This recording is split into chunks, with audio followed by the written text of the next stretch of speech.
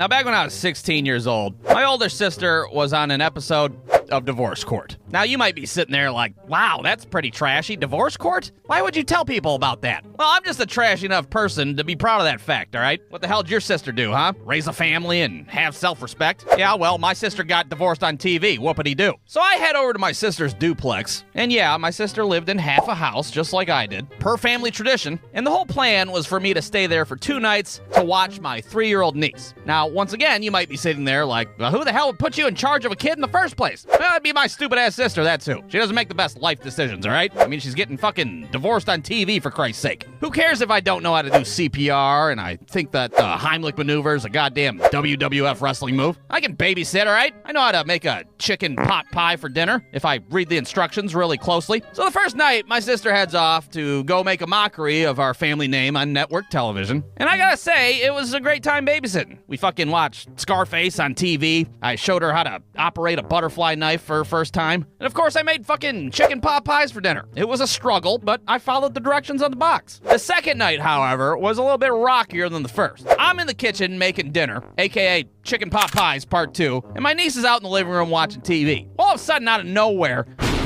this big-ass thunderstorm comes rolling in, and it starts to be windier than shit outside. Well, next thing you know, the fucking news comes on the TV, and they're like, We interrupt this program for a severe weather alert.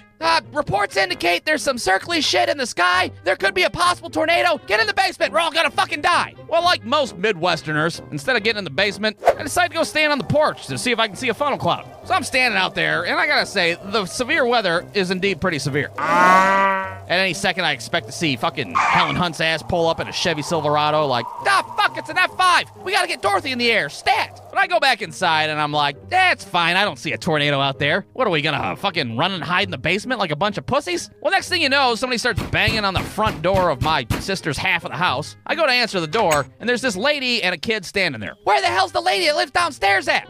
She's getting divorced on TV. Why? Who the hell are you? I'm the lady that lives upstairs. Look, can you watch my kid for 10 minutes? I gotta go pick up my mom. She doesn't have a basement in her house.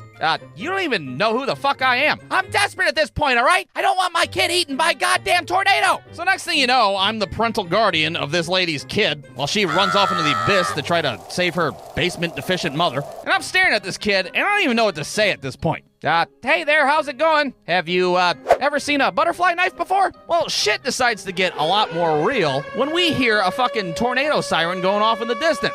Oh, boy, that can't be good. What do you guys think? You guys want to go run and hide in the basement like a bunch of pussies? I don't know. All right, everybody, field trip in the basement. Here we go. So there we are, me, my niece, and some unnamed child sitting in the dark in the basement. And at this point, I'm just